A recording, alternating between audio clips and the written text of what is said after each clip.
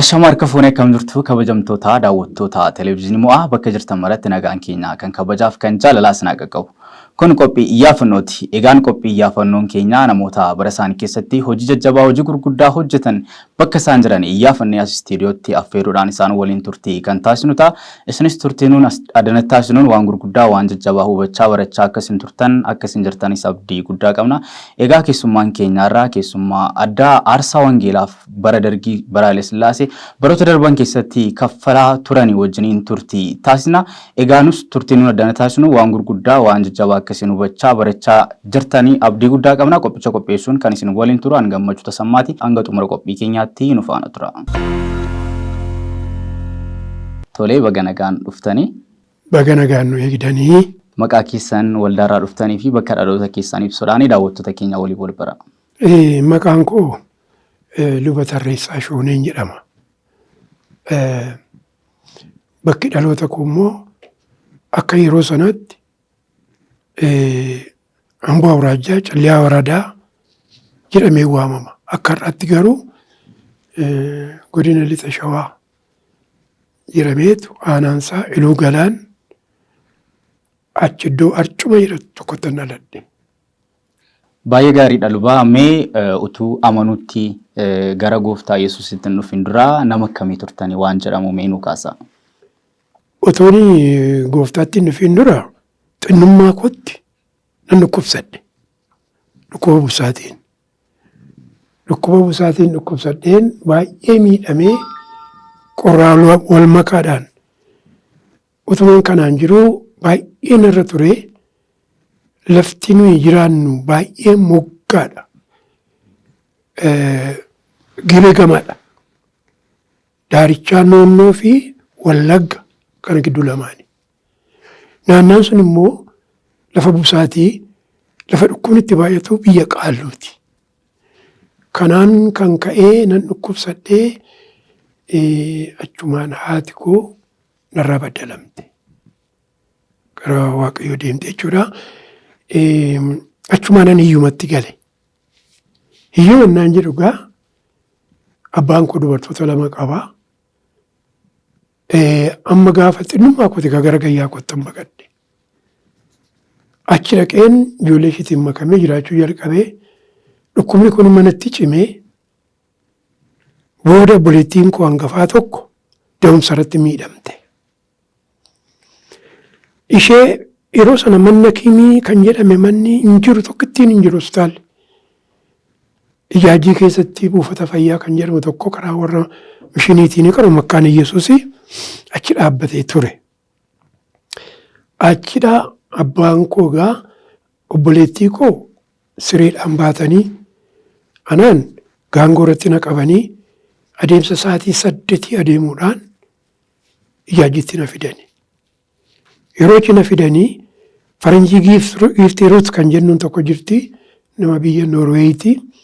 Mishinii taatee dhuftee achitti mana barumsaa amma kutaa 6 fi buufata fayyaa sanachi dhaabdee namoonni naannatti tajaajilamaa jiru. Achi nageessee abbaan koo achi nageetu obboleettii koo kana Finfinneetti Addis Ababaatti dabarsaa malee kan ishee asitti hin danda'amu. Garuu inni kun asumatti fayyaa jettee xanaan naambifattee isaaf rifeerii goote. Inni Liilti Tsaayii hospitaalii fidees. Achittituu yaalamtuu ji'a tokko turani. Gaafa ji'a tokko ani fayyeera. Dhukkuba qorraa fi busaadha waan ta'eef. Ji'a tokkotti yennaa dhufu abbaan koo hin gallaanaan jedhe biyyichatti. Lakki ani lammata dhukkuba sanatti hin deebi'u baay'ee miidhameeraanis wajjin hin galuun jedheen. Egaa waan ati gootuun arga nama si gargaaruun arga jedheetu mucaa ishee sana fudhatee sokke. Yeroo sana immoo barandaa mana buufata fayyaa sana irratti wangeelii lallabama. Hin jiru cirraash wangeela kan jedhame. Obbo Qanaa Boomaa, Obbo Tarfaasaa Jaalataa kan jedhaman warra gara lixaa kana faranjitti wajjin dhufaniitu isaan buufata fayyaa sana keessatti hojjetu. Amma isaantu wangeela kana lallaba. Namni harkaan fudhatu. Barandaa irratti walitti nu qabaniitu daabboo furnoo bitanii nu kennan shaayii nu kennaniitu wangeela nutti himu. Achumaan hin jalqabe. Abbaan koo immoo yeroo Finfinnee Addis Ababaa dhufu kana macaafa xinnoo tokko Yemisiraachi Dimtsi kan jedhamtu tokko ishee bitee natti kennee deeme. Maaliif xinnummaa kootti barumsa qeesii nagashee ture. Fedhiin konni guddaan immoo barachuudhaani. Yemisiraachi Dimtsiin suni kitaaba qulqulluudhaan wal fakkaatamu. Wal fakkaata. Eeyyee ka xiraazii isaati. Amma kanatu dubbisuun eegee na dhufu nan didee biraa nafee na dhiisee gale bakka. Amma lafa lixuun dhabe. Iddoon jiraadhu dhabe. Wangeela kana nan dhagaa. Obbo Qanaaf Obbo Tarfaasaan wangeela natti lallabu. Sirriitti. Amma fudhachaan dhufe. Utuun jedhu fayyinni koos naa guutaa dhufee sagalee waaqayyoo fudhachaan dhufee jalattan maxxane. Warra wangeela dubbatu kanatti. Achumarraa isaan galgala maatiidhaan hin faarfatu. Wangeeliin dubbifamaa achumarraa tan ka'een amantiitti. Achumaan hin cime. Achuma mana isaanii jiraachuu jalqabdan immoo haalli jireenya keessan yeroo haaluma jireenyaa olumaa gadi deemeetu hin jiraadhu sana jettanii wangeela dhaga'e. Firri koo tokko baadiyyaa keessa jira. Amma faranjittiin akkana goote na barsiisiin jedheen. Ani ijoollee baay'een gargaaraa si barsiisuu hin danda'u naan jettan immoo hawwiin koo inni abbaa koo biraa na hambise barumsa. Achumaan egaa faranjittiin nagashuu dinnaananii ofii kootii baadiyyaa dhaqeen nama tokko na daraa nagashii mana barumsaan jedheen amma kutaa 6tti jira. Achuma dhaqee mana barumsaa nagashanii lafan qubadhuun qabu iddootti goruun booda waaqayyo barsiisaa tokko naa kaase. Amaaraadhaa warra manzee kana. Inni ijoolleen barbaadaa dhalamuu hin qabu. Haati manaa jirti dhalan godhannee barsiisaa kooti. Mucaan akkasii naa barbaadaa jedheetu warra kaanitti himate. Natti himani. Nan dhaqe. Achi dhaqeen isa bira utuu hin jiruun egaa amma wangeelatti jabaachaan dhufee cimaan dhufee inni amantii kana beeku ani lo'eetan waldaa dhaqee waaqeffadhee deebi'aa achumaananii gara qorromuutti dhufe jabaachaan deeme. Barumsa sanaan na barsiisanii. Utuu hin jedhu amantiin koo hundee naa qabachaa gaafa deemu namichi barsiisaan suni 8 manaatii wajjin turanii wal lolani. Addaan ba'ani. Kana booddee maal jedhaa ani egaa akkatti si gargaaruun qabu gara warra fira kee barbaadadhu deeminaan jedha. Ammas fira warra bakkee baadiyyaa adeemsa isaatii lamaa kan ta'u achi jirantu jiru. Mana isaanii teessanii barumsa eegaltaniittu sin. Mana barsiisichaa kutaa tokko chittan fixe lammaffaatti darbee achi taa'eetan egaa adeemsa isaatii lamaa sana deemee marmaarii tan dhufee jaajitti baradha. Deebi'een gala iddoo mul'uun qabu. Booda obbo Qana'aa kanan siin jedhe sila amma karaa amma kana deemurraa kottuutii as taa'iitii baradhu naan jedhan fitti na qabani. Inni akka abbaa koo caalaatti kan na duukaa bu'ee na barsiise isadha. Achitti egaa kutaa tokko hamma 6tti achitti baradheen ministirii fudhadhee ministiriittis immoo qabxii gaarii fideen darbe. Yeroo sana kana malee hin jiru gaa elementariin jaajii keessaa ishumadha. 7-8 geedoo kana keessa jira. Isa immoo humnaaf danda'ee dhaqee hin baradhu. Ammas namti kun obbo Qanaan na gargaaranii ganama loonchiinaa innaa yeroo sana nyaata naa ergaatiin 7-8 immoo achitti baradhe. Ala namoo haayiskuuliin immoo Ambo malee hin jiru. Ala nagaratti godhuudhaamnaan isaanumti mala naa uumanii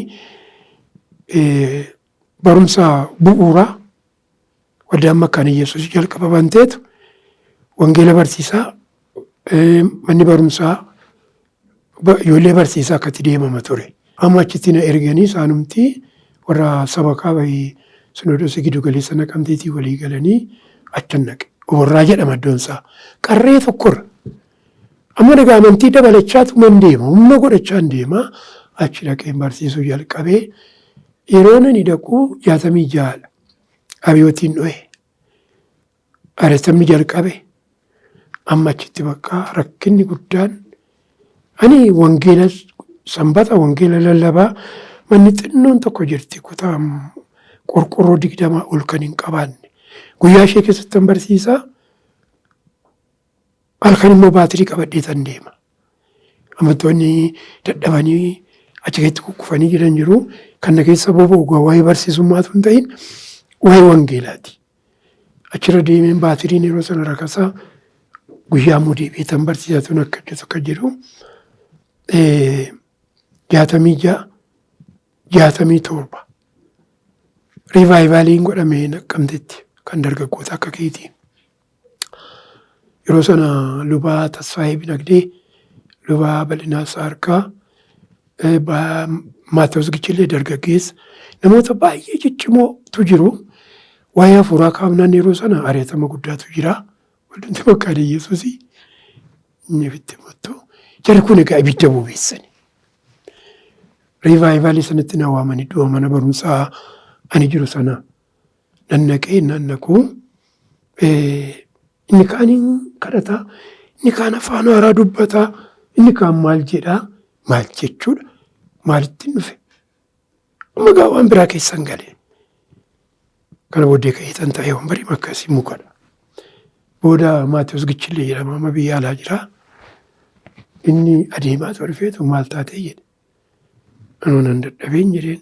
Silaana aarseeran isaan afaan haaraa dubbatan inni isaan wacan. Karaan dura argitanii waan hin beekne argeen beeku. Booda meeqotu jilbeeffadhu. Gaafa inni dhaqee jilbeeffadhu harka kufedeen irra kaa'u waan biraa miti ibidda natti qabate. Edaa Waaqayyo akkatti wallaalaa dadhabaa guddisatu beeka. Achitti ibiddi natti qabatee mana keessan fiigee kootii ofirraan baasee shamizii ofirraan baasee kan tira duwwaadhaan dafqinarra yaa'ee booda lubni Tasfaayee Binagdee tarrish qoyii taagas naan jedhe. Ofitti naqabee. Nan argana. Namichi iddoodhaan naga'eera shoobagana caccabse natti tole. Amma achiitii ka'ee nan galee nan galuu duratti gaa farsootu dhugamaa farsoon nan dhiisee araqee duruun dhuguu boleessi koo tokko keessa qaqqabaanne engaddalee dhufee ture. Inni hiriyaadhaa wajjin guddannee qottumeeyyee naan jedheen fudhatee mana gayyaa isaa nageessee araqee naa bituudhaaf lakki isa kanaan walii baaneerra hin jedheen. Boontaa isaan immoo sarara harka kaa'eetan inni immoo hafuuraan guutame. Dargaggoota koo warrachiisan immoo. Achumaan hojiin kun babal'achaa dhufee waldattii waldaa taatee gaafa jennu amantoonni iddoo ta'an dhabani. Kun egaa 67dha. Gaafa kana inni lubaa Tasfaayee fi luba Bal'inaattanii yeroo sana bilbilli hin jiru xalaa barreesse. Maal manni kun hanqateera. Amantoonni baay'achaa jiru. Dargaggoota koomannaan barsiisu barattoota faarfannaadhaan hin jalqabsiisa. Wangeelan dubbisa. Warra qaaluu ta'anii dhiisanii hin beeku. Hin eeyyamamaa sirni barnootaa yeroo sanaa maal fakkaata? Hin eeyyamama. Garuu akka warra qaalitti hin eeyyamamu. Akka warra qaalutti ijoolleen warra qaaluu jalaa bahanii dhufan jiru. Ani garuu wangeelatti lallabeen faarfachiisee tan jalqaba. Sirni iddoo Makkaan Yesuusiin bu'uura sanaaf bantu wangeelaaf isa kana wal duukaa deemsisuudha. Kanaaf ani jabaadhee jechuukooti. Booda isaanoo konkolaataa isaanii ijaajii dhaabbataniitu qarree sanarra ol naa dhufanii. Dhufanii ilaalanii guyyaa 2 konfiraansii kennanii amantootaa amma gaagalleetu qorqorroo sinii erginaa, mazmaara erginaa, hojjetaan erginaa isin muka qopheeffadhaa nuun jedhanii shooyennee muka keenya qopheeffannee otoo hin turin nu erganii manni bal'ate. Alana lolli seexanaa kan caalu ta'e.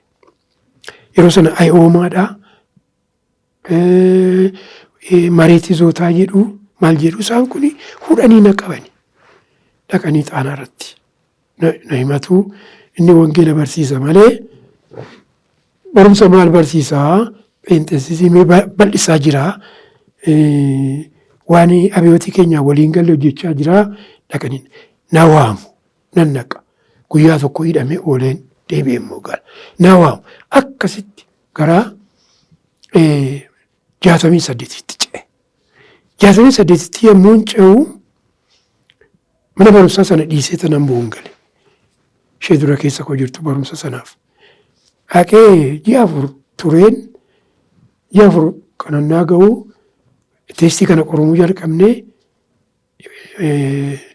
gareen yaaphaa jedhu tokko jiramni isaan maal godhu seetee duwwaa lama keessaa yeroo sana akka waldaatti Amboo keessa dhaabbatee kan jiru Mulu Wangeelii fi Cuuphaadha. Har'a Biraana Kiristoos warra jedhaman. Isaan duwwaadha amma warra Cuuphaa kana dhaqaniitu warri yaaphaa kuni caccabsanii ijoollee isaanii dargaggoota isaanii mi'a isaanii sa'aatii tokko irratti halkan galgala keessa. Yeroo sana Asaffaa Jaatee jedhama. Namni tokko nuu bilbilli manaa immoo jira. Ilaa nu reebanii nu ijoollee keenya baay'ee miidhanii gara keessan dhufaa jiruun immoo Awwaaroo kan jedhamu beektaa gara olii kana Amboo keessaa achi ol fagaannu arsigne dhufaniiru dhufaa jiru eeggadhan hin jedhan. Anaa wajjiniin kan jiru Wangeelaawii tokko Wangeelaawii guddinaa Nagaroo. Kanaa achiin wajjin kan jiran ana akka rakkootii barattoota. Anis gaamma cimaa deemee dhufanii mastaaf sanan kitkitkoonan caccabsanii daakanii barreen duwwaa nafe. Otuma isin keessa jirtanii moo? Otoo keessa jirru. Maaliif miliqne yeroo isaan informationiin kun akkuma isin ga'een? Akkamitti miliqne haree ijoollee baay'eetu nu jira. Ari'atama jalaa baqachuun immoo hin danda'amu. Ari'atamaniitu gara ta'etti ba'a malee. Gaafa sana caccabsee dadhaban barrii achi dhiibuutti ka'anii barrii achi dhiibnaa achi dhiibuu aniif Wangeelaan sun achi dhiibnaa booda ishii nu arrabsaatii ba'anii gara Amboo Agaree Hiyoot jedhama yeroo sanaa achitti dacha'anii dhaqanii makiinaa daariktara sanaa caccabsanii laayibireerii yookiin manni macaafaa immoo gubbaarra jira sammuu gad harcaasanii gubanii ba'anii sokkanii. Achumaan egaanii gad mannaa kaanu bokkaan jandoon naa roobu lafti jedhamite akka kanaa ta'ani. Maanni manni barumsaa Amboo waggaa 5 hin banamu hin ture naan kana keessan ta'areedhaan dhiisee iddoo koo jalqabattan deebi'e barsiisutti.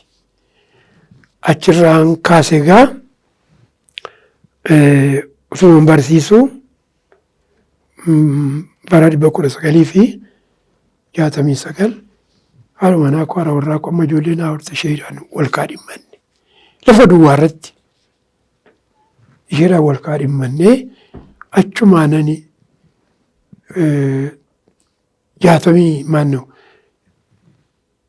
70 keessa galle. 70 naa galluu amma gaasheen kun ishee dhumaa naa taatee koreenii mana barumsaa sanaa na waamanii kottu si barbaanna naan jedhan. Barumsa isa bara 70 sana barumsa fixee saneetti dhiyaadheera. Yaan isaa sii dhufa miti. Na waamanii Amaraar Komitee jedhamu namichi Waaqayyoon jaalanne tokkos na duukaa jira. Na teessanii akka gootu ati ilma biyyaati. Ijoolleen keenya si jaallatu. Dhugummoo zariyaadhaan achi jira Rafsoo Gibee jedhama. Gadi bu'an malee warra kootu lafa barbaacha. Malee achuma turtanii jechuudha wal beektu jaraa wajjinii. Jaraa wajjinii wal beekna wal keessa jirra. Jennaanani bira maqaan Yesuus inni birrii 35 naa kaffalti. Isaan immoo akka uummataatti birrii 60 naa godhanii 60 sii goone irraa amma birrii 80 sii goonaa pheenxee kana dhiisiti ijoollee keenya barsiisee jedhan. Akka gootan hin jedheen. Ani xinnummaa kottan argadhe Yesuusin.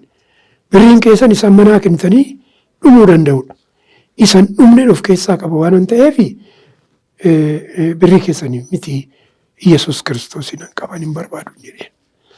Kana booddee egaa si geggeessina kaa na geggeessa.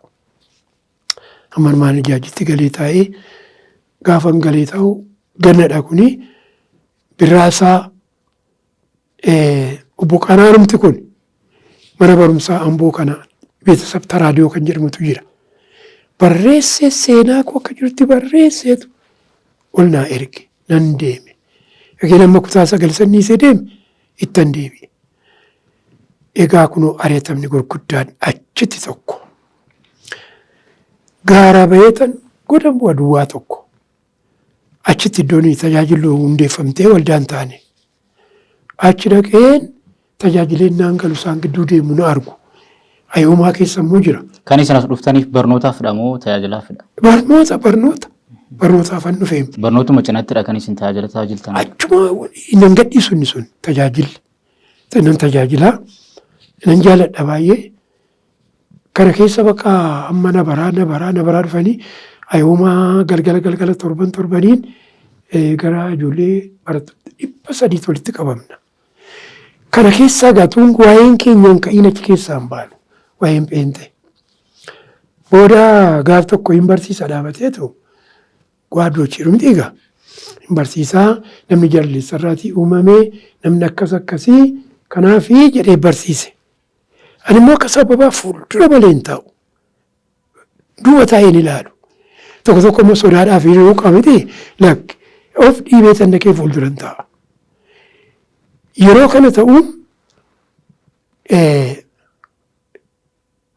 gaaffiin dhiyeesse. Kapheenxee hojii xiyyaaqee inni qabbalim jedhe. Barattoonni achi keessa jiranii yixa mana guute sagalee. Antee የእግዚአብሔር ሰው እስቲ ጥያቄህን jedhe. Akkasuma jedhe. Bakka nama waaqayyo ta'uun kooyyuu bakka beekame. Kana booddee haa ta'u akka jette nama waaqayyo xuume jedha wangeelli keenya. Akkamitti namni jaldeessarraa dhalate jettee barsiiftaa. Inni yeroo sana namatti jijjiiramu jaldeessarraa homaa dhiise. Eessa raqee? ጓዶች ተመልከቱ እንግዲህ የእነሱ ጥያቄ ጠማማ ነው ጀሬቱ ጓድ አንተ መልስ ሄደ ተቆጥ ይደበርስ ጀርሎቹ መለጠበኝ አችማን ነው አንቢሰኒ ሳቲ አፍሪካ ሰማ ቆረ ተቆጥ ረይበማ ቡል ዱበሮኒ ሳዲ ዲሪ ለማ ቆረ ሻንታኔ ተልከንት ኮጉቶ አከ ከነት ነው ረይባ ቡለኒ አመሳቲ ቆረ ተቆጥ አዲስ ኪዳኔ ሸት ተቆ ቀባና ድረቲ ሸኑ ከሳ ጉረኒ ጉር ሸሪ ለፋን ከኙ ወሪ ሙሉ ወንጌሊ ሞ ቢደላ ለማይፈለሉ ጋር ዱወንዲ በኒ አንቲ ሳኒት አና ወጂን ጅሩ መካነ ኢየሱስ ከሳ አናፊ ከበደ ነጋሳ ብቻ ገላሊጣ ከናዳ ኑላማኒ ኢሰቦዴ ሬበማ ቡሌ አዋራ ዳስራ ኑእጀቱ ገፊትሩ ኑእጀቱ ኑዲቱ ijoollee warra dubaraa xarabbeessaa warra dargii dheeraadha miti jedhe isaaniin qabachiisanii duubaan reebu. Anis hojjaan koo dheeraa waan ta'eef kanumaan qabadha. Warra kaan garuu ol fannisu. Xaaraatti fannisa achitti halkan guutuu akka itti reebamaa bullee adoodaan keenya sa'aatiin 11 ta'u akkas jettanii reebamaa bullee jettanii dubbatiina dhaqaa mana boonsaa nuun jedhan dhaanne ganama. Ilaa warra jedhanu biraa qabamanii hidhaman achi immoo kan biraa ta'e. Godaanni sidhanna keessan irra jiru yeroo isin wanta sana wanti isin Abatti siifaa jirasatti. Yennaan barumsa keenyatti fuunee isa kutaa 10 too barachaa jirruuti egaa. Barachaa turreetu saneen ga'e. Saneen gaafa dhufu qormaata dhumaa qoramnee kaardii keenya tuun fudhatiin dachaa sadii nu hidhani. Amma gaafa sanaa mana dhaagallee waarichuma keessa isaan kan jiran kanaa oliidha. Nuyi lafarra jirra. Midirbeetii isa jennu kana. Achirra sa'aatii sadiitti dhufu nu reebuudhaaf. Ergaan immoo nuu darba. Anis ergaa qaba yeroo sana. Nuu darbaa ilaa sin reebuudhaaf qophaa'anii hin dhufu. Of qopheessaa waaqayyoon kadhadhaa nuun jiru ala karaa buluu wangeelii kana jennu. Maali qophoofnaa miti amma ta'e qophoofnee teenyee dhufanii didichaa dhufaniitu achirra galani. Tareessaa jedhani anumaa waamu dura nan waadde. Kottu jedhani dandaqe. Gaafa naqu akkasuma gaafa naqee isaanitti kutaa keessanii kana innaan seenu akkas xarbeessatti naanna'anii taa'u. Iddoo kana mismaara kanchii 12 funyoo sittiin nama reeban kana tasira miila koo jedha. Ilaaleetuma dafee haana'uu laata jedhanii godhan ta'een beekuu nan arge. Hinnaanis wanti kun jedhu. Kana booddee caammaa kee baasinaan jedhani. Nan baase. Kaalsiinaa ulee jedhe. Nan baase. Dugda keetiin ciisi lafa nan ciise. Miila kee ol fuudhiitii xarbeessaa kanarra kaa'ii jedhe. Kanas nan godhe. Magaa maaltu na eeggata mismaara sanaa fi reebichaa yeroo sana wanti jedhaman ka hulluun balaa abiyooti kana jechuudha baannaan hin duuta. ከሁሉም በላይ ህይወት፣ ከሁሉም በላይ ኢየሱስ፣ ከሁሉም በላይ ኢየሱስ። አማርፋን ጀሩንስ አማርፋን ጀና ከነ ጋር አኮን ከኛ አችቲ ምስማረ ሰናን ጀለሚለ ኮቲ ቱማ ነመዴሳ አከን ጎፍታ ገኑፍ ከነና ቆባይ ከንሲርቡ ከሳ ሚለቱ ንቀቲን ናና ቡልቲጃ ቡሌራ የሮነ ካልሲ ኮሱን ማዘችረናቁ ሰባ እስራኤሊፍ ዋቀዮ ካሉሌ እንጅራኒን ሚቲረ ፈቴ ፈይኒ ካልሲን አያ ሚለ ኮቲ ፉደ ፉኛን ሳኒ ትክት በቃ ከኒ ኩና ቆጳይ ዋቀዮ ካልሲን አናሉሌት ጡሪ ሚለ ኮቲ እናሉሌት አንተ ግማታም ተረዝ ጋዚ ከይ ሁንዱ ሳኒ ሰገሌ ተኮን ከይና እንጀረን ማለጋ ማለን ጀረ ዋቀዮን ኢኒ ነመ ኦልቻዳ ዱጋል አዲስ ከራን ኮን ሶዳኔ ካነ ምስማረቲ ካነ ሁንዱቲ ዱፌ ያድፉ ዱብቲ ሲወቴ ሰቦዴ ነንከዬ ካልሲ መልስረን ጫማ መልስረን እንዲፈን ቦረ ተኮ ኬሳ ጎዲን ረቲ ትጋፍተማና አዩማ ተሬሰ ደየናን ስላመቃቁት መነኮ ድረስ ይዱፉ ምነሬቡ ኮትቤ ከበላፉ ለነት ሹፌ ነገዲስ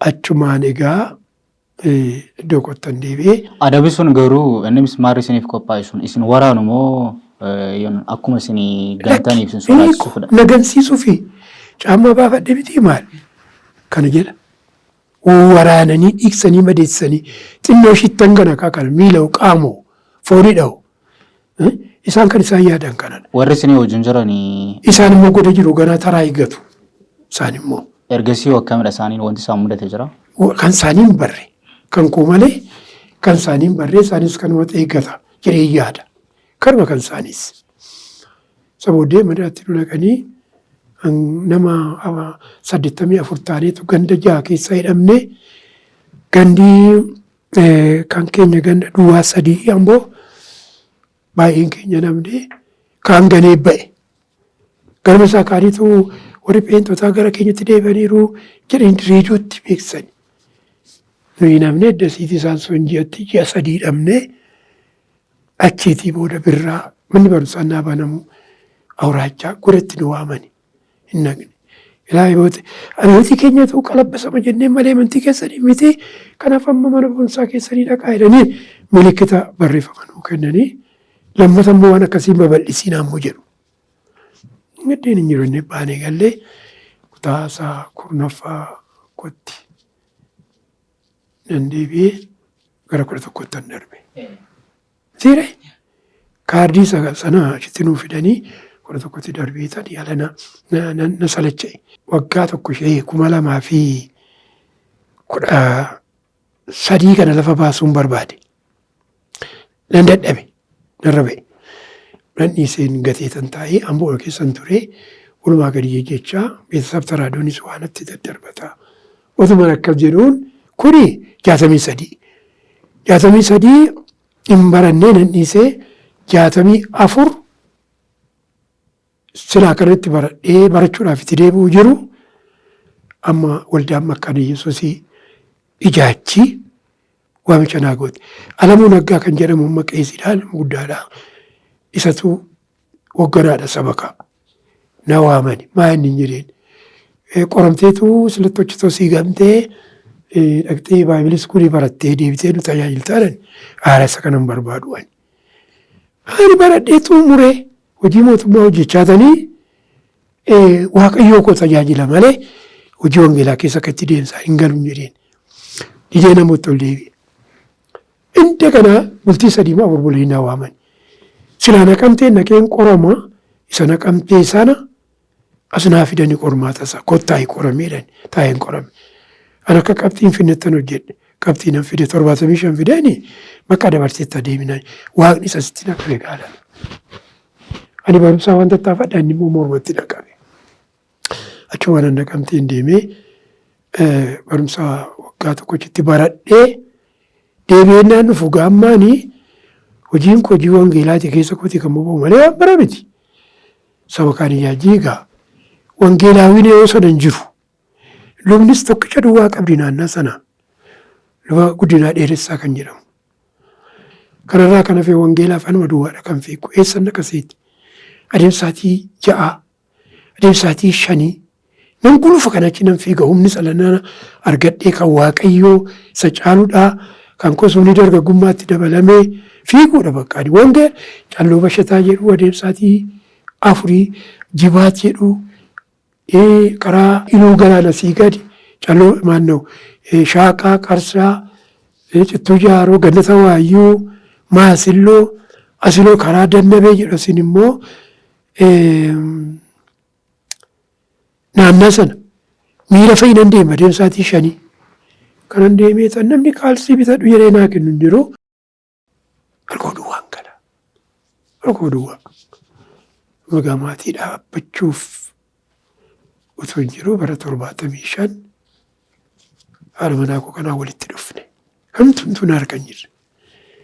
Achitti naa qopheessaa gaa'elannaan diidan achi maali hiyyeessaa maaltu waa qopheessa.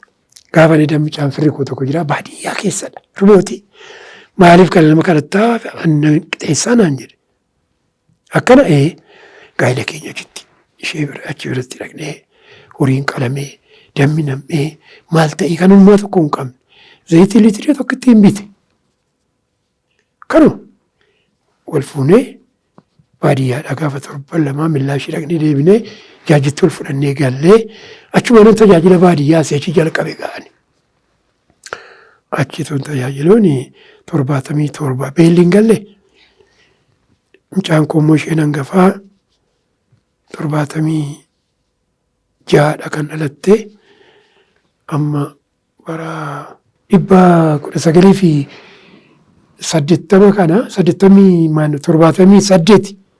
kana 78 Cittuu Hiriiritti na erganii warra guduruu waldaan tokko jirti achitti na erganii achi waggaa tokkoof ji'a 6 hojjedheen amummaan na deebisanii gara Dhiiboo Waraaddoo jedhamutti achiin dhufe. Achi dhufeetan amma ani warra guduruu keessa man turetti gaaf tokko duwwaa malee hin ari'atamne. Utuu lallabaa jiruu dhufaniitu maal hojjechaa jirtu jedhan kun waaqeffannaa jirraan jedheen. Amantoonni kun tokko ittiin isaanii akka deemu maal malee gandatti deemna. Wajjinaa deeman. Koo akkas godhaa itti gaafatamaan isaanii anadha. Annan dhufa sanaa galanii dhiisaan jireen.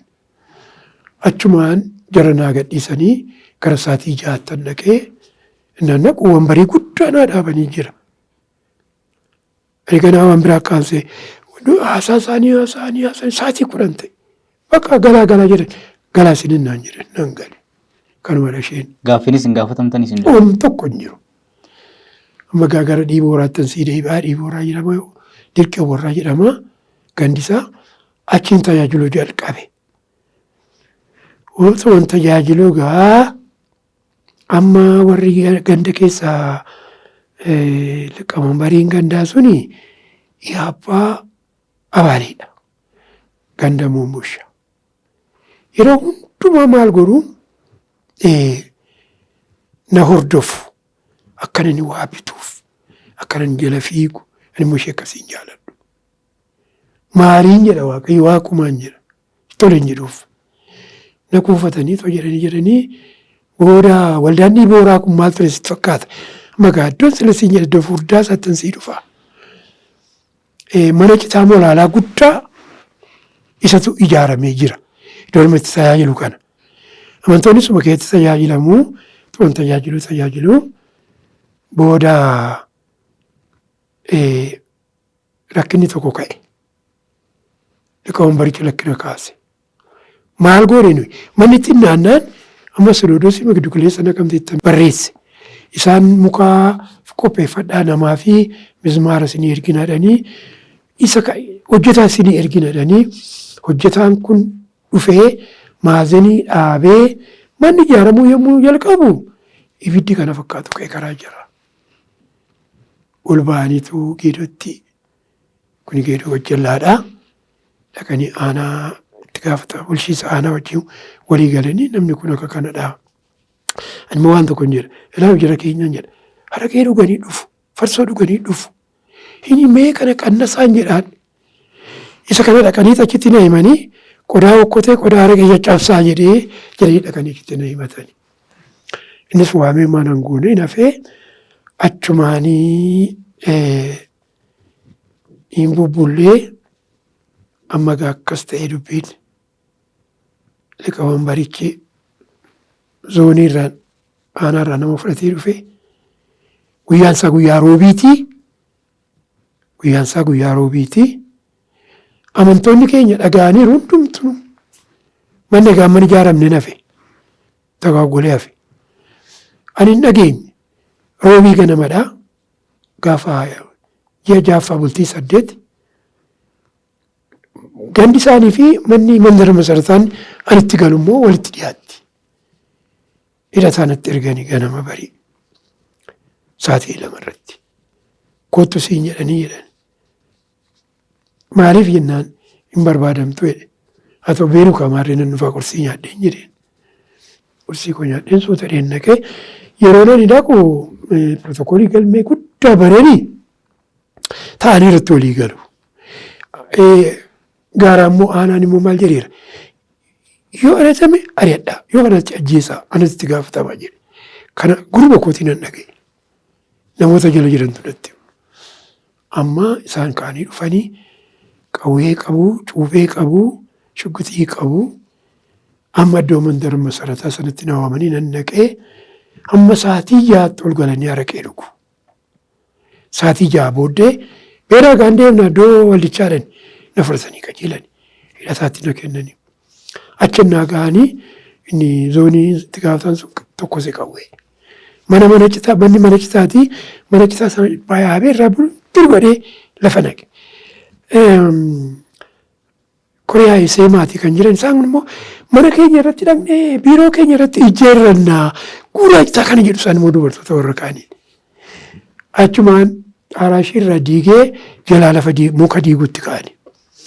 Ijoollee 3 tokko na wajjin dhufanii dargaggoota warra natti maxxananii wajjin hojjennu isa tokko dhukkubsataa beenuu deematiin jedheen 2 na biratti hafanii ani dhaqeen gaaddisa tokkoon taa'ee dhaggeeffadhanii ilaalaa.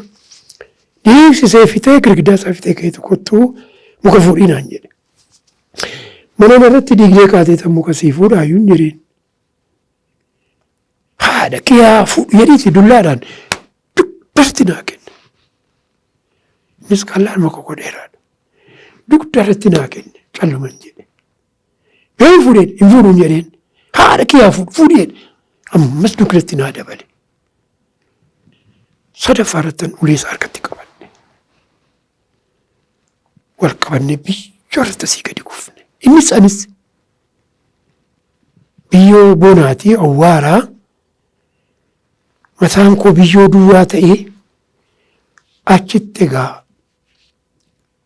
na waraanee na biraa kaasanii. Waraanee gaafa jettani? Na waraanee cuubeedhaan. Eessa keessan isin waraanee? Nuti kunoo kanarraa kana.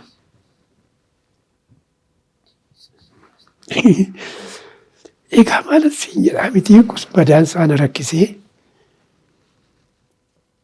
kanaan ga'aaree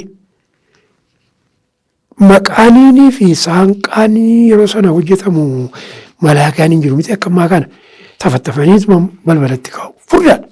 Kana gaa isa sana muka sana baachuu dinnaan warri miti qoreessaa maalii kottaatii baadhaa haa ta'u tibee hin sodaatanii naa sodaatanii.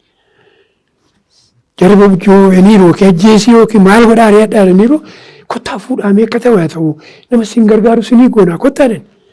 Dhaqeessanii maalan baadhaa miti akkasitti gadi gogeetan gateetti koranaa kaa'ani. Akkasitti saanuma fuudheen irra kaa'a. Namni tokkoon hin baatamu afuriinu maqaaniif saanqaa walitti ba'e. Kana booddee mucaanii soddaa koo tokko buleessaadha manaa koo tokko kaneessuma isheetii na wajjin jira. Addis Ababa Yuunivarsiitii kan asii barataa boqonnaa dhufee na bira jira. Warasaa bira. Duubaanii mucaan gabaabaadhaa isarra kaa'anii kananatu gadi jedhee baatee cabee deema. Asichi deemna gara ganda sanaatti. daqiiqaa 45 ta'a. Kana baadheen utuu dhiigni narra yaa'u kun jiru dhageetan achi ga'een biiroo isaanii balbalaan ga'eetan lafaan dheetan ofis lafa dha'e. Bakka of wallaale. Of wallaale. Dubartiin tokko jirti Hawwii Addunyaa jedhamti. Achuma balbala sana jirti biiroo sana balbala isheen bishaan ho'aa fiddeetu madaaquun irraa dhiqxee maal gootee maniidhaa isaanii asuma as nagashan. Halkan sana akka kanatti iyyaa bule. Hidhataan bira kaa'anii halkan iyyaa buleetan sa'aatii 10 ta'e. Sa'aatii siitiisinii tokkoon immoo kaawwadhaa. Butee ka'ee dhufe. Qaarizaa fidee danda'een deemu silaa siree. Yaaliin jalqabaa isiniif hin taasifamne miila keessan isa waraaname. Waan tokko dhiiguma sireerra naqanii fuudhanii lagdi tokko jira ciisanii gamanii eeganii mandii sirra naqanii cirracharra.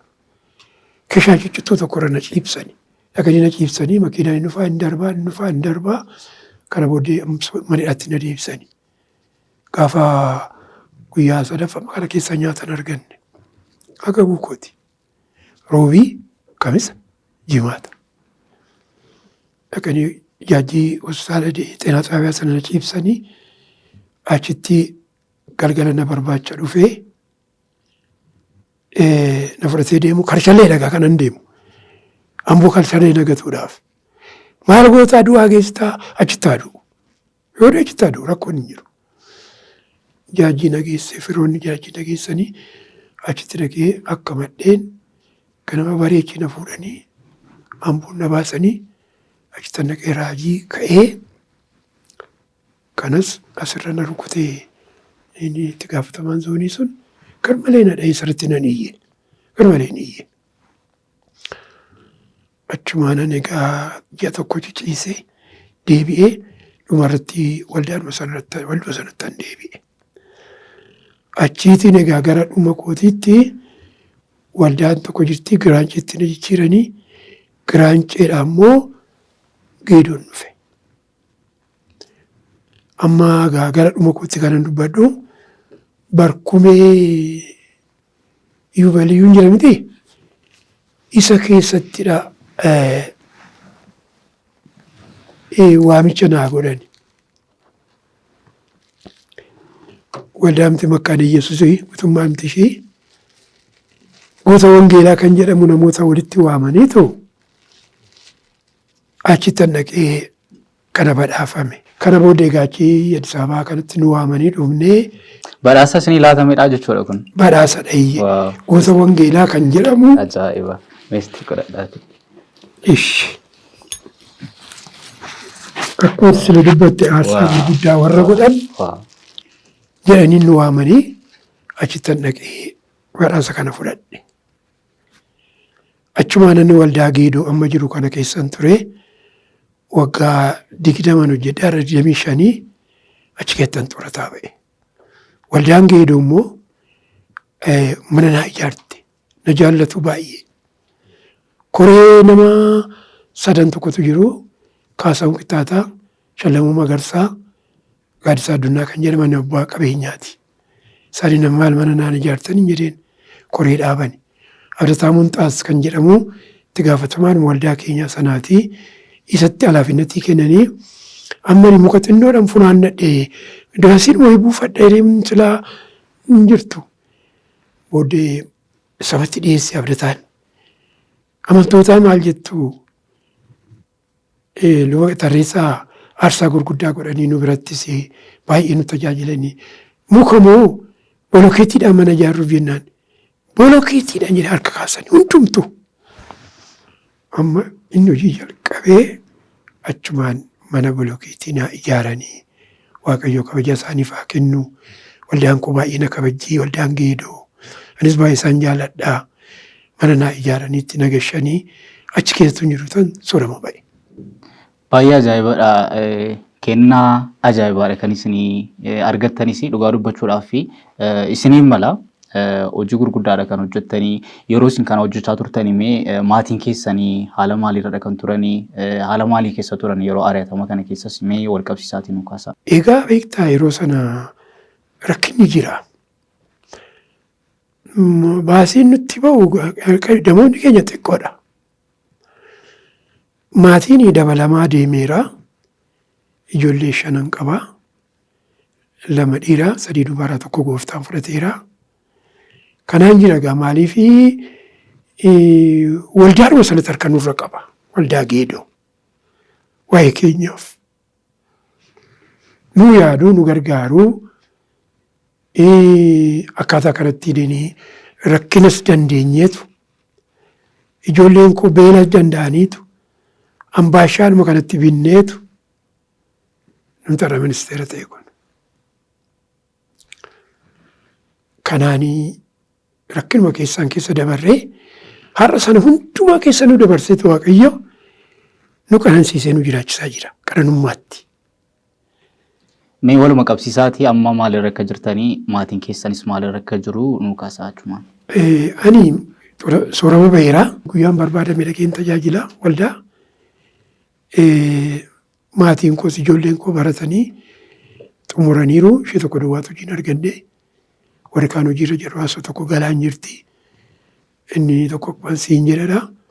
Tokkos immoo naashinaal aayidiyaa kanarra jira. Kanarra jiru immoo ijoollee mucaan koo deessee nutti dhiiftee deemte duute. Ijoollee 2 dhiira tokko dubara tokko isaaniin guddisaa jirra. Ani Faatimaa naakoo akkasitti jirra. Mee faarfannaa yeroo ari'atamaa sana keessatti jajjabaachaa turtanii maneedhaa keessa yeroo turtan illee haa ta'u amantoonni illee ittiin jajjabaachaa turanii tokko yoo nu jettanii baay'ee jaallanna. Faarfannaa tokko jalqaba kooti sana yaadadha. Yeroo sunis yeroo rakkinaati. Inni ilaaliin biyya lafaa waan hundumtuu asitti hafaa surraa waaqduu asitti hafa kan jedhudha. Sagaleedhaan nu jettu. Inni ilaaliin biyya lafaa waan hundinuu asitti hafaa surraa waaqduu asitti hafa qaba barreeffama qaba. Kan keessanidha moo kan kooti. Isinumatu barreesse? Jalqaba afaan saaqannaa kooti. Ajaa'iba dhugaa dubbachuudha. Faarfannaa illee barreessaa turtaniittu waan addaati dhugaa. Kuni ayyaana Waaqayyoodha kana waan hundumaa kan nama dandeessisu. Mee ari'atamaa hamma kana keessatti ari'atamni baay'ee ulfaataadha jettanii kan isin yaaddanii yookiin kan isin baay'ee itti qoramtanii obsa keessan kan qoree yoo jiraate kan hundumaa keessaati isa kamtu cimaadha jettanii yaaddu. Anamma ari'atamaa akkuma jirtan fudhadha. Ari'atamuun ijaa fayyineefi. Fayyina keenyaaf bakka Waaqayyoo taanee Waaqayyoo fan ari'atama jechuu hin dandeenyu. Kan kooti. Ofii kootiif fayyina kootiif yaan fayyeeffan ari'atame mitiiree. Kana keessatti wanti nani ulfaataadha jedhu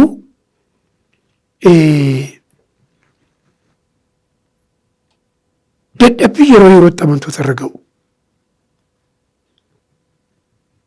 Namni akka itti himtetti hin jiraatu. Akka barsiiftetti hin deemu.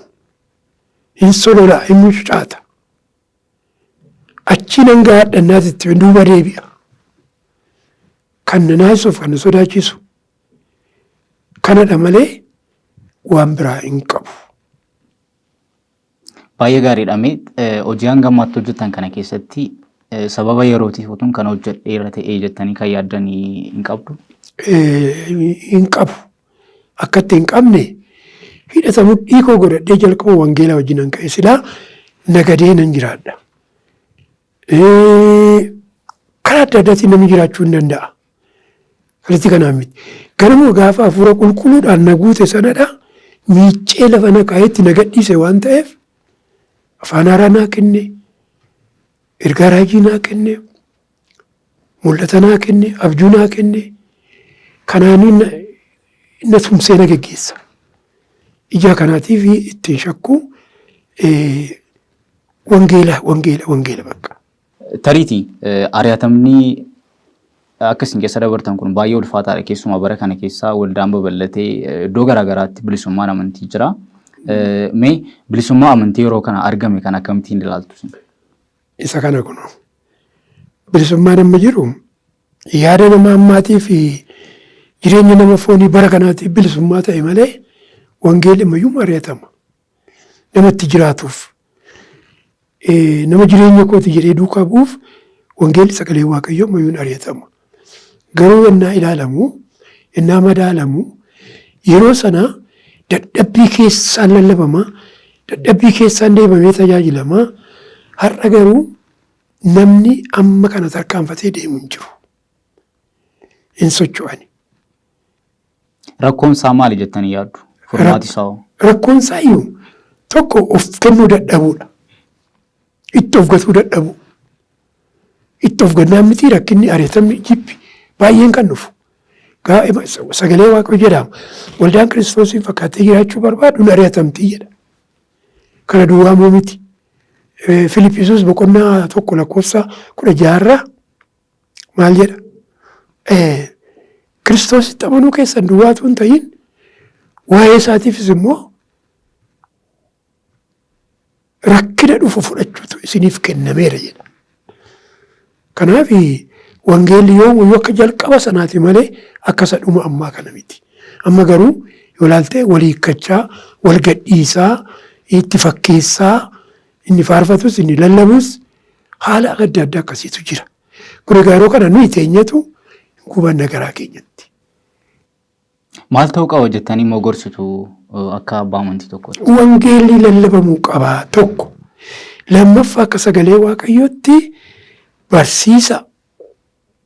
barsiisi, ifadhu, gorsi. Isaan kun wal duukaa deemuu qabu.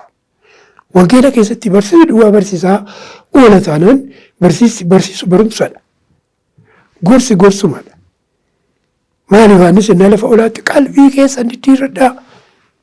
Mootummaan Waaqayyoo dhiyaateera jedhee lallabaa ture. Waa'ee qalbii diddiirranaa barsiisuun hin jiru. Waa'ee dhufaatii gooftaa deebii dhufuusaa hin lallabamu, hin dubbatamu. Eerrumi irra keessa facaafamee akka sii ta'eera sii taateetti. Kana malee wanti dhamsa qabu keessa hin jiru. Amma silaa yeroo keenya kana wanti ta'uu qabu waa'ee dhufaatii gooftaa lallabuu qabna. Dhiyaateera jechuu qabna. Qalbii diddiirradhaa jechuu qabna amantootaan. Qopheessuu qabna. Harka duwwaa akka hin galle. Isaan hin galle taanaan nus hin gallu. Amantoonni hin galan taanaan hojjetoonni ammaa lallabanis hin galani. Obboleessa keessa jedhamti Qaayiliin Aabeeliin Waaqayyo. Kanaaf nuyi waa fudhannee galuu qabna. Nama. Bu'aa buufachuu qabna. Kanaaf walgataa inni yeroo sanaa fi inni ammaa kotteedhaan lafa deemneetu tajaajila awwaara nyaannee har'a garuu deemsa taakku tokko deemani. Mee egaa gaafa kana jennu namoonni iddoo garaagaraa deemanii aarsaa ta'anii akkuma isinii jalqaba irratti nu kaasaa turtanii wangeelaaf jedhanii aarsaa gurguddaa hanga lubbuu isaaniitti kan kaffalaa jiran illee baay'eedha. Namoota kanaaf gorsaa fi dhaamsa akkamii qabdu namoota iddoo garaagaraa deemuudhaan wangeela mootummaa Waaqayyoo illee babal'isaa jiran kanaaf? Itti jabaatanii jedha. Itti jabaatanii ari'atama sodaachuu miti. Phaawulos akkuma jedhee ani wangeelatti illee ya'u jedhe miti. Ani wangeelatti illee ya'u inni humna Waaqayyooti yoo jedhe. Wangeelli humna Waaqayyooti. Humna Waaqayyoo kana lallabuun immoo namaaf kennameera. Kun immoo nama sodaachisu, nama illee yaasuu, duuba nama hundeessuu, dhalataa bara kanaa keessattuu wanti hundumtuu harkaa badee bitaatti galee waan qabatee waan dhisu wallaale kana wangeela kanaan qabanii ofitti fidanii kallattii karaa Waaqayyoo agarsiisuun hin wayya jedhee yaada. Baay'ee gaariidha. Mee akka waliigalaatti dhaamsa waldaa kiristaanaadhaa fi dhaloota bara kanaaf illee yoo qabaattanii carraasaa isin ilaadhee sagantaa keenya gara goolabuutti adeemna. Dhaloonni ammaa wangeelatti jabaachuu qaba. Warri wangeela lallabanis akkasuma. Geggeessitoonni illee akkasuma. Yerichi bara gara dhumaati. Dhufaatiin gooftaa dhiyaateera. Maalumaafuu kan hojjennuuf lubbuu oolchuudhaan malee waan biraatiin miti. Seexanni biyya lafaa kana hunduma ishee qabateera amma. Maaliif isa kaarraa teessee dhugaatiitti, machiitti, maalitti dargaggoota immoo biyya lafaa kana mi'eessee karaa badaa jiru. Kanaaf kana dhiisanii gara Waaqayyootti deebi'u, fuula isaanii gara Waaqayyootti deeffachuu, kadhachuu keessattuu soomaaf kadhataan fuula Waaqayyoo dura turuu. Iddoo amananii michuun nama Waaqayyoo duwwaa ta'uu qaba. Hiriyaan gaariin, michuun gaariin Isa wajjiniin wal qabannaan immoo wanti badu hin jiru. Namni hafuurittis hin fayyaa, foonittis hin fayya. Jireenya gaarii jiraata lafa irratti jannata. Kanaaf dhaloonni kun gooftaadhumatti jabaachuudha qabaa. Warri tajaajilanis immoo wangeela kana hidhannaa mudhii isaanii godhatanii saba Waaqayyoo sooruu qabu. Boodatti akka ittiin gaafatamne hin hafu. Gaafatamuun hin oolu. Goota wangeelaa luba Tarreessaa Shonee affeeraa keenya kabajanii as istiidiyootti argamtanii turtiin waliin taasistaniif maqaa koof maqaa daawwattoota televezyiinii mo'aatiin ulfaadhaa galatoomaa isiniin jechuun barbaada. Anis immoo kabajaan asitti na waamtanii yaada tasgabbiidhaan gaaffii naa dhiyeessitanii keessa koosa ture eessatti hanga takka fuudhee hin deemamoo eeyyuttanii radhasan jedhee dhalootatti dabarsitu jedhee yaada. Namni guddisaa dhaga'uuma dhaga'a. Baay'eetti Waaqayyo sinaa eebbisuun jedha. Darbee immoo waldaa kiristaanaa Makaana Yesuus Geedoo baay'eetti Waaqayyoon isaanaa eebbisuun jedha. Amma har'aatti na wajjin jiru jaalala naaf qabu waa'ee kootiif bakka isaanii obbo Qana'aa karaa kallattii barumsaaf kallattii wangeelaatti kan na baasan isaaniin baay'ee nan galateeffadhaa. Silaana akkas naman ta'u isaani yoonaan asiin dadhaba asiin godhi yoonaan asiin dadhaba asiin godhi kan jiran akkasumas immoo obboleessa koo Shallamee Shoonee adatama wangeelaa keessatti na wajjiniin kan ture bakka hidhametti na barbaadaa kan ture isas Waaqayyo isaa eebbisuun jedha. Ulfaadhaa galatooma. Ameen. Egaan kabajamtoota daawwattoota keenya qophii yaafannoo guyyaa irraa goota wangeelaa luba Tarreessaa Shonee fa'aa waliin taasisnee kan gammaatti daawwachaa turtanidha. Aarsaa wangeelaaf kaffalamee guutummaan guututti waan daawwattan waan gurguddaa akka irraa barattan isa abdii guddaa qabna. Qophicha qopheessuun kan isin waliin ture ani Gammachuu Tasammaatii gama ogummaa kaameraatiin Meeroon Lamiin waliin turteetti torbee keessummaa biraa qabadhee hanga wal arginutti nagaan nuuf tura.